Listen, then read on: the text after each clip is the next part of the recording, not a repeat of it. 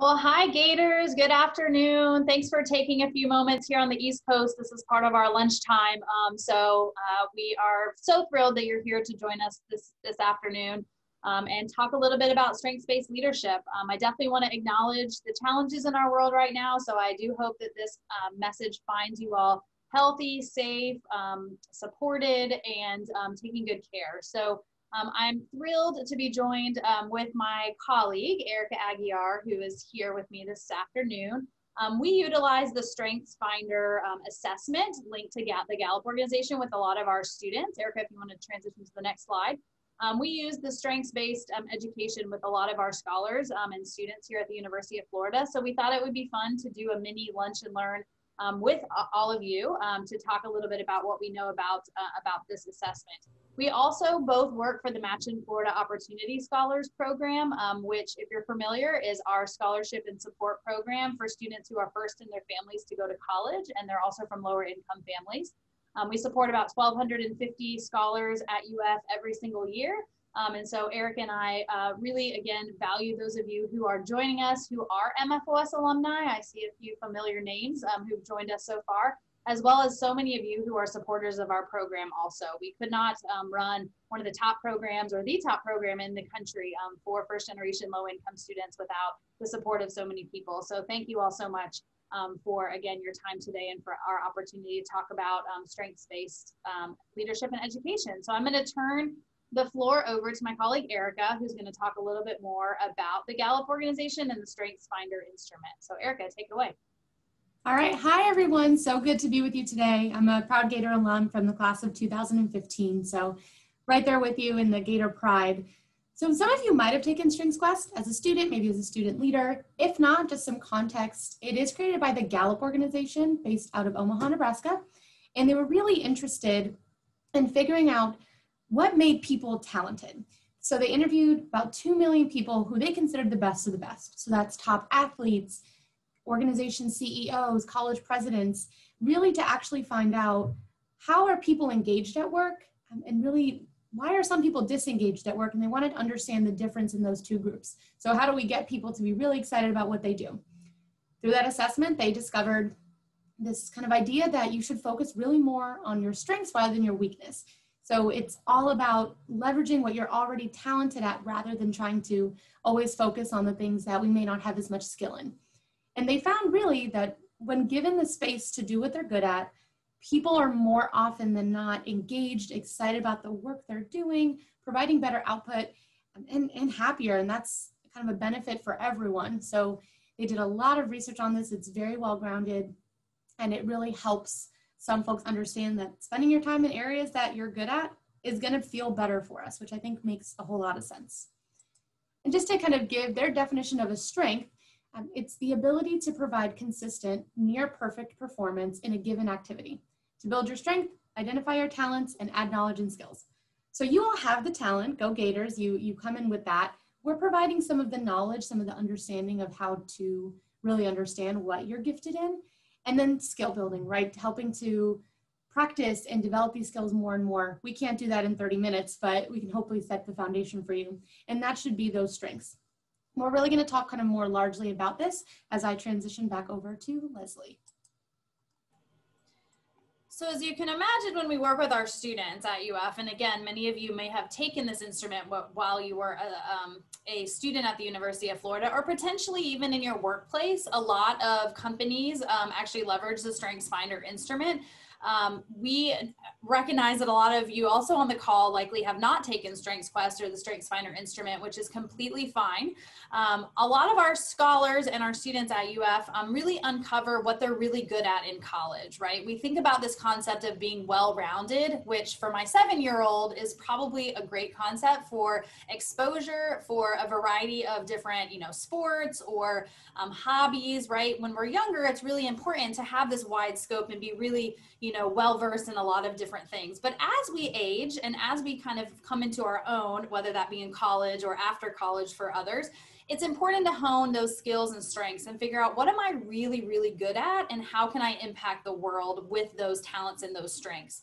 it might be important, you know, to understand what those areas of weakness are, right? And the strengths organization, as well as of us here in the Division of Student Affairs, you know, believe in understanding where some of those weaknesses might exist in order to, again, uncover those areas of natural talent so that we can really leverage our employees, ideally our alumni in the volunteer roles in the workplace, that they can really leave this lasting impact and this lasting legacy. So we encourage our scholars, and we're encouraging you right now to reflect for a minute on this really hard question, right? It's only 5 words plus a question mark. However, it's really hard to think about, how are you nearly perfect? We all have these underlying and embedded talents and skills within us. It's a lot of times easier to figure out what are we weak at, what are we not good, where are my gaps, what do I struggle with. But the strengths-based philosophy encourages us to think about, how are we nearly perfect? It's very much a positive psychology approach. And the idea here is that if we can leverage people for their skills and their talents and connect them with roles, whether that be work roles, family roles, volunteer roles, and encourage them to take on these roles that they can use these gifts and these talents, then we're all going to flourish, right? And so how are you nearly perfect is kind of the question I'd like you to chew on kind of individually for just a minute. Thankfully, here in Student Affairs at UF, we have worked, again, also kind of hand in hand with the Gallup organization. We don't work for the Gallup organization, we are UF employees, but one of the instruments that they have also provided and used over the years is this idea of clues to talent, 5 clues to talent. And what Gallup will share, and what we, you know, help to endorse, is this idea of yearning, rapid learning, flow, glimpses of excellence, and satisfaction. And you can see here that there are some guided questions for reflection as you think about, gosh, what are my natural talents? What does make me nearly perfect? And so these are some of the questions, again, that are guided. So what activities do you seem to pick up quickly? For you, you know, those of you who are still working, some of you I know are newer alums who are early in your careers, while others of you may have, you know, enjoyed a very long, fruitful career and are actually experiencing retirement at this point. And so these activities and these clues to talent, you can think of in a variety of contexts, whether that is your workplace or your family life, or if you're, you know, in a neighborhood association, for instance, or if you participate in the PTA, you can think about, you know, what activities as my role in this family or in this environment, this workplace, what activities do you seem to pick up quickly, and what are you drawn to, and where do you experience those moments of strength or those moments of perfection? And so we're going to give just a couple of examples that we've thought about in our own work life for both Erica and myself as to kind of some of these clues to talent. So yes, you could go take the strengths assessment, the actual inventory, and if you individually want to do that, that's great. But for this particular session, we want you to reflect on these clues to talent clues of talent that you can do with or without having your Strengthsfinder results in front of you. So Erica, why don't you give us maybe 1 or 2 examples of how you see this talent show up in your work? So one of my favorite examples that actually I think plays out really well right now is I'm very skilled in communication. It's actually my #1 strength through Strengthsfinder, but I've also kind of always known that. And for me, it's very comfortable for me to get up in front of a large group, a small group, and share. And that can be share a presentation. I have been told that if I had 5 minutes to prep, I could give a great TED Talk. Maybe one day I'll try that. But for me, it's very natural to not only think about what I want to say, but be able to deliver it comfortably. And for some people, that causes a lot of anxiety. For me, if a presentation changes, right? If I'm not getting from the audience what I'm expecting, or, you know, I need to flip something, or the PowerPoint is wrong, it's very easy for me to flow with that and to change the way that I'm delivering. So I can work with students, I can work with faculty and staff, I can work with supporters of our program pretty naturally. But I've talked to some people and they've said that that is terrifying to them. And so I really found ways to enable myself to do that, even in spaces where it's not necessarily part of my job description, but you know, Leslie as my supervisor, I think has tapped into that and said, this is something that Erica's talented in. How do we leverage that to help our team prosper and to accomplish some of our goals? So that's been a really cool clue for me to utilize some of my favorite strengths. And Leslie, I know you have a great example too. Sure. So in our role, we facilitate a lot of activities for scholars, for supporters, for campus. And for me, kind of fun fact, in a previous life, I did some day of wedding coordinating. And for me, what I really appreciate and what I feel like I'm really good at is taking a pretty complex event or activity. I look at it as a puzzle. And so if I think about kind of maybe being in a helicopter or I don't know, a drone or something, if you can do that, and kind of looking down on a specific event, I feel like I'm really skilled at saying, okay, here's where people should check in, here's where they should pick up their name tag, and then they progress over here and pick up their food, and then they're gonna sit here. Like I can kind of like almost intuitively just like see how an event would run, maybe a little more efficiently. That also, I will own it, tends to be, I tend to be a little bit of an internal critic when I go to an event or I go to a movie theater or I go somewhere where I'm like, this is just not organized very clearly. I tend to, again, have skills in reducing inefficiency. And so for me, that's kind of what gives me energy. You can even see, and I find myself, catch myself like using my hands when I like get excited to give an example or talk about something. Some of that physical reaction to some of this strengths and some of these clues to talent is actually a really important clue to yourself. So when you get kind of, you know, some of the physical reactions to, oh, my heart starts to race and I get really excited. You know, one of the questions down here is, have you ever had a moment where like what activities give you a kick? Like you finish and you're like, oh, when can I do that again? Those are things to pay attention to, and some of those clues to talent. For some people that might be, you know, organizing a spreadsheet. I had a student assistant who worked for me, I don't know, several years ago now as a Gator alum. And if he's on the call now, he'll know when it's him. He came to me one day and he said, Leslie, I have really high discipline.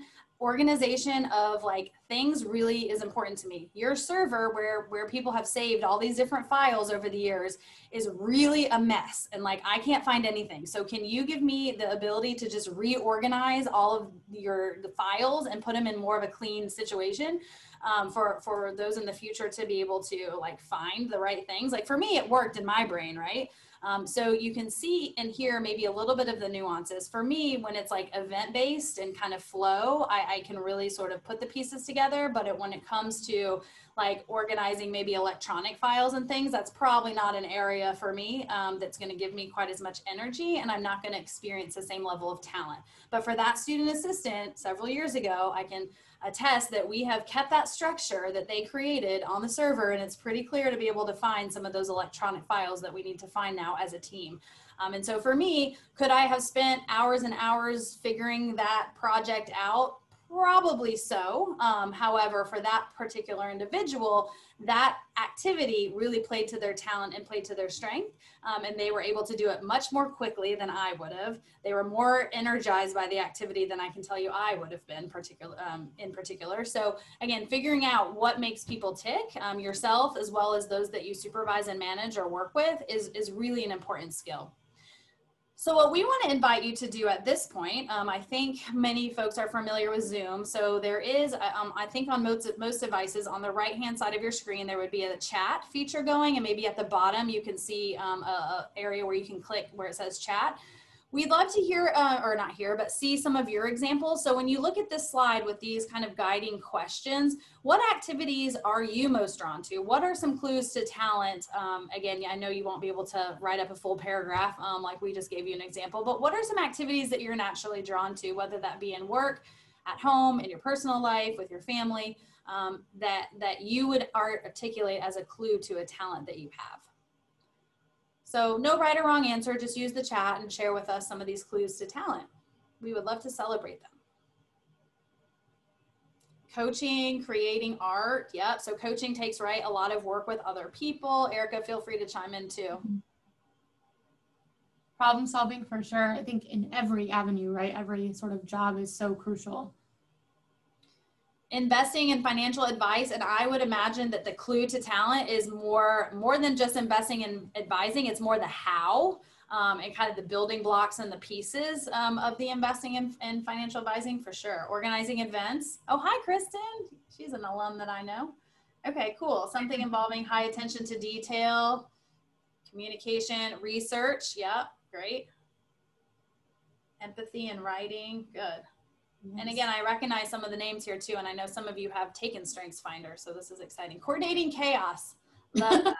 Always good. Some great event and planning skills for sure. Finding great deals, so that's a good one. Definitely. And one thing that I think is interesting as you all share this is many times these are not things specifically written in job descriptions, right? That's something we talk to our current students about, is it doesn't always say that exact word that you're looking for, but how do you tap into some of those things that you find such joy in that come naturally to you and connect those to job searches or connect those to internships or student jobs on campus, because they're there. We just need to kind of be creative. So it's really interesting to see how you all are talking about some of these different things and in different language than even Leslie and I would use. Mm-hmm. Yeah, and I would say, again, if you can, I know some of you have very successfully done this, but we talk to students a lot about, if you can connect kind of future career plans and kind of what you're really good at, you, again, likely will have this very fruitful career in a field that really energizes you, that you can really thrive at. But again, we kind of see some students who get a little nervous when we say, we don't really want you to be as well-rounded at this point. We want you to specialize. We want you to figure out what you're really good at. And it's important still to have, I would argue it's still very important to have like interests outside of work. Like everything's not about career and work satisfaction here necessarily, but as far as, like my 7-year-old who has a lot of diverse interests, that's awesome. We all should have a lot of diverse interests, but in terms of thinking about what your career path is and what your role and like legacy career wise really is, if you can link your talents and your skills and your knowledge to areas of strength, which then connect into your career, it's just like the magic happens at that point. So this is really helpful. So I appreciate all of the participation in the chat. We have got just a few more kind of thoughts to share with you. Erica, if you want to pass off. There we go. So we started sharing this a little bit as some takeaway pieces that we hope will help you think, kind of continue to ponder on these topics. Is using your talents will really give you energy as well as success. And I kind of think I gave that example when I said it's, when we hear people talk about their areas of talent, and we couldn't necessarily see you all and your energy when you were participating in the chat, but a lot of times when we facilitate these sessions with students, you can just like feel their energy getting so excited talking to you about what their example is. And so that energy is really important and linked to talent and strength as well. And one thing just to briefly mention, we can overdo or underdo any of our strengths. And I'm sure some of you have found, I think about people who are really well organized and love that attention to detail. Sometimes all of those things get put on them, and then it can be less fun, right? So thinking about what are the barriers to some of our strengths. So where do you live in that perfect kind of in between?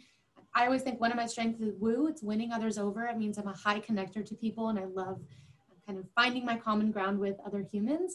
That can sometimes come off like kind of slimy, right? Like I'm very transactional. So that's when I'm underdoing it. So find that space where you really exist really well in your strength, and that's where you're going to find the most success.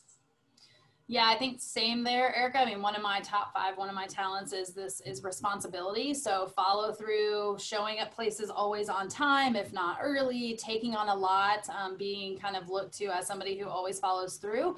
And a lot of times that can get really draining if I'm not conscientious of, the ability to also say no if something doesn't really fit with my talents and my strengths. So a lot of times people who have really high responsibility will experience burnout at some point. So if you overdo or underdo, it can really be a challenge for sure. The third one here that I'll offer is weakness fixing will not produce excellence at the same rate as strengths building. So one of the assumptions here is that excellence is what a lot of people are striving for, right?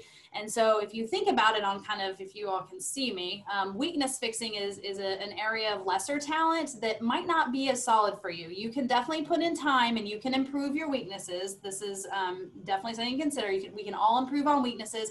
And sometimes if it's a weakness that, again, ties to job performance or ties to something that you have to do, then you have to get the skills and the ability to do it. You can't just say, that doesn't fit with my strengths, so I'm going to pass it off to somebody else, and I don't need to worry about submitting reports, or I don't want to work in Excel forever. But if you have to as part of your job, then you got to figure out how to improve that area of weakness, right? But recognizing that it will not produce excellence at the same rate as strengths building. So if you start with an area of weakness and you put in some time and energy and effort and training, you will improve, But if you have an area of strength that, let's say, is already here, and you put in the same time and energy to improve it, it's going to, oops, my virtual background, it's going to improve at similar rates potentially, but it's already a talent of yours. So it's going to jump to be a strength much sooner if you invest in improving your strengths versus always focus on those areas of lesser talent or those weaknesses. My favorite example of that, Leslie, is thinking about what hand you write with. And so if you're a right-handed person, you could spend that practice time on your left, and yeah, it would improve, but spending that time on your right is likely going to just achieve a lot more results and makes a lot more sense. That's something I always tell our students, and they're like, oh, yeah, you're right, that makes a lot of sense. You're right, when they're super famous someday and they have to sign their autograph all the time, right? They're likely not going to be like, oh yeah, I learned how to write with my other hand, so maybe I should do that. They're going to just pick up those natural talents and write with that hand that feels right and produces excellence, that excellent autograph. And that, I think, ties perfectly to our final point of this is, these are your strengths. They're not going anywhere. I remember as a kid saying, well, my parents would say I would be a great lawyer. I'm obviously not a lawyer right now, but I would always say, no, I don't like talking to people, but it's stuff that we're just really gifted in. So let's learn to embrace them and develop them. I think I mentioned this earlier. We could do this for hours. We had 30 minutes with you today.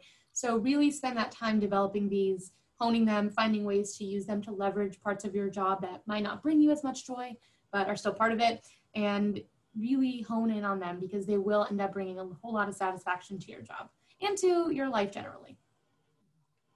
And with that, that is our presentation. So we've listed our emails here if you have any follow-up questions. We, again, are part of the Division of Student Affairs, which is just in a unique time right now supporting our students back on campus and those learning virtually.